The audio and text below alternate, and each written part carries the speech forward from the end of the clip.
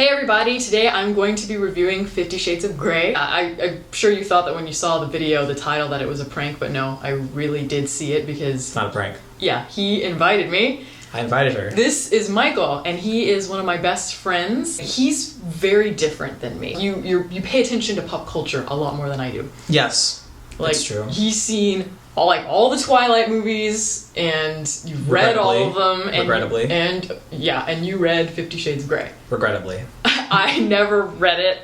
So he's coming at it from a very different point of view than I am. So you are the learned one.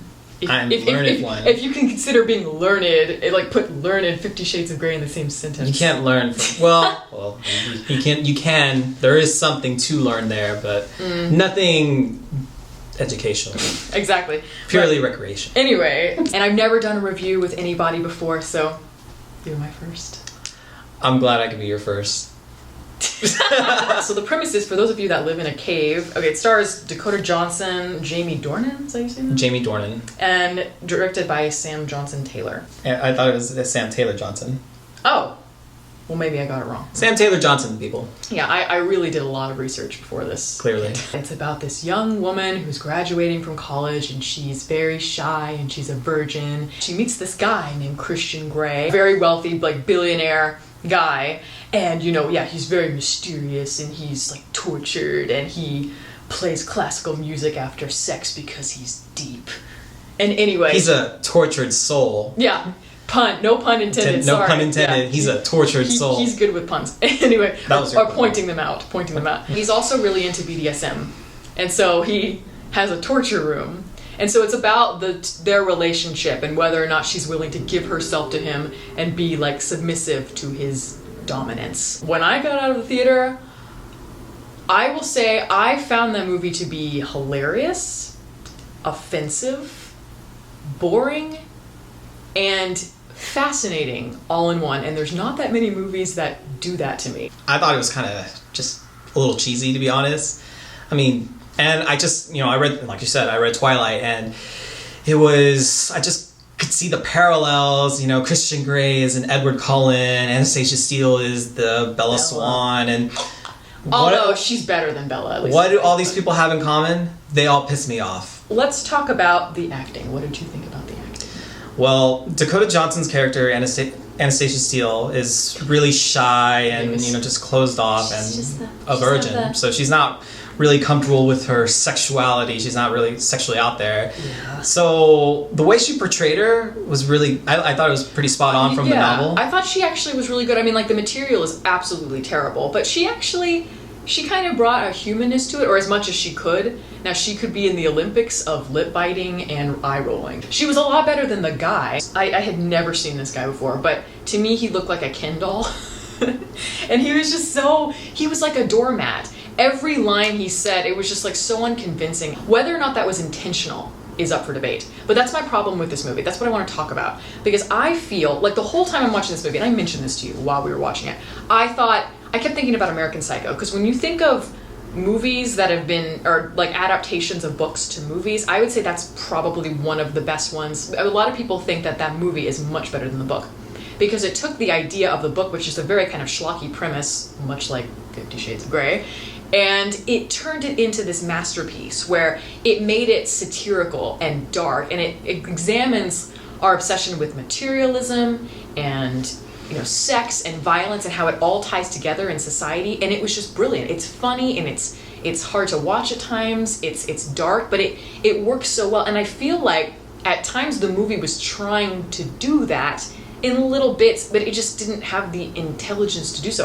If I were directing it, I would have tried to go for the satirical edge. And not in a way oh, this is so witty, but in a point and laugh, this is so stupid kind of way. And you could tell just by the way it was shot and by the line delivery that it's they knew how bad it was, And everyone in the audience kind of knew that too. So I kind of got a kick out of that. I was laughing too. I'm this is so bad. Everyone around me knows it's bad. But I feel the further it got into it, the more it lost that. And a lot of it has to do with the sex scenes. On a scale of 1 to 10, how turned on were you? Not at all. Really? Although you know what? And that's hard for him. Jamie Dornan. Hard. Shut up. No more puns. Sorry. Hard. Okay. No, Jamie Dornan has a nice ass, but other than that, yeah, you could bounce a quarter off that thing. Yeah. It gets darker. It's not just about sex. It's about kind of masochism and like S&M type stuff, which involves like whipping and torture and yeah.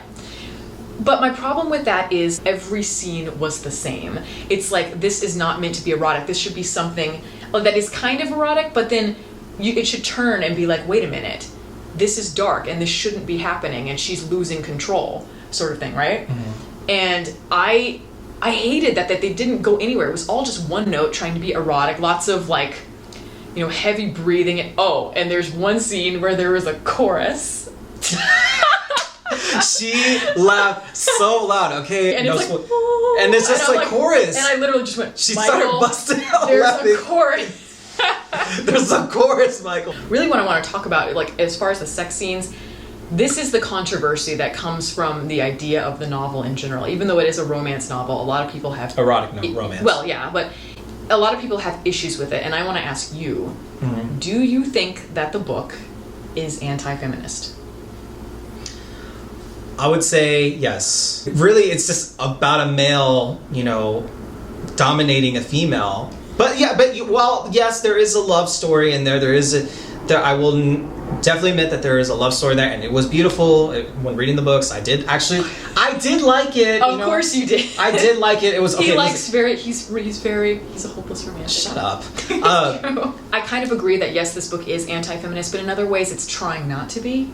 Like, you know, like what you said, you know, Anastasia, she's this girl who's obviously very smart. The whole book is about her trying to maintain her free will. And I get it that, you know, people like kind of a masculine dominant presence sometimes. That's just I'm not a psychiatrist, but I think it's just something that's animalistic and that's something that's in us. And it's not just something about that society projects onto us. But at the same time, I feel like this book does not make any strides to really make that apparent. Like there's shots of him like carrying her like she's some damsel in distress and saying like, you belong to me. And it bothers me to think that so many women find this romantic and erotic and they see this as a fantasy. I thought that we had come further than we actually are in terms of feminism. There were a lot of scenes that I was seriously offended by because of the lack of female prowess,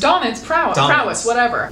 There can be a give and take sort of thing, right? Like where you feel like, you know, I want to maintain free will, but yet at the same time I'm seduced by this person. But there's no complexity. We never understand why she feels this way. I don't know if they do that in the book, if they talk about, you know, like if there's something in her past or just something in her personality that makes her susceptible to that. I just think the fact that she's a virgin and that she hasn't. I mean, she hasn't done anything. She's naive. Naive. Yeah. But yeah, I guess that's true. But you don't really sense that. It's like every scene, and especially the guy who Christian Grey. The book is called 50 Shades of Grey, but there are no shades.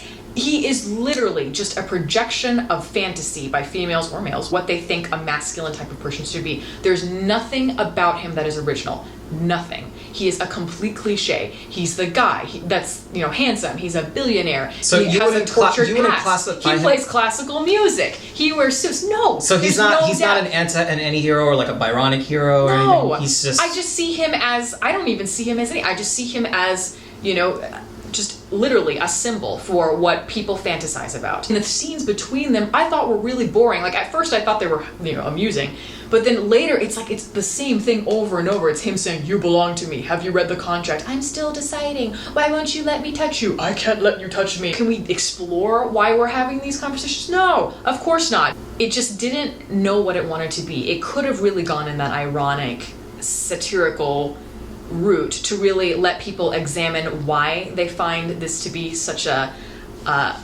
seductive fantasy, because I don't understand it personally. I'm not into the romanticized stuff. Like to me, I'm sitting there thinking this girl is giving up who she is, and there's this guy that's a friend of hers and he's a photographer. He has like 2 lines, but the enthusiasm he had, I would go for him. Now, I haven't read the other books, so I don't know what happens, but you know, I would have so gone for him. Mm-hmm. just based on those 2 lines, he was way more interesting than Christian Grey. Would you recommend the movie? No. I'm sorry. Okay. I can't. I wouldn't recommend this to anybody. It really bothers me that people can't get this like romanticized idea of what they think love is out of their head, and I think it's kind of destructive to human nature. I'm sorry to get deep, but I take everything very seriously. I know you're not really into the whole love story thing, but yes, I am. Really? No, you want to see a good love story that really deals with like the idea of sex and what it means and love. See something like Belle de Jour, Stanley Kubrick's Eyes Wide Shut. Those are complex stories. This is just a bad romance novel. Anyway, yeah, no, I would not recommend this movie at all to anyone. Do you usually do like a little thing at the end? Yes, I always do my... If you'd like to follow me on Twitter, the link is below. And if you would like to like my Facebook page as well, you can check the link out for that. Yes. And, comment. Comment. Yes. Comment. Anyway, catch you all next time. Yeah, catch you all next time.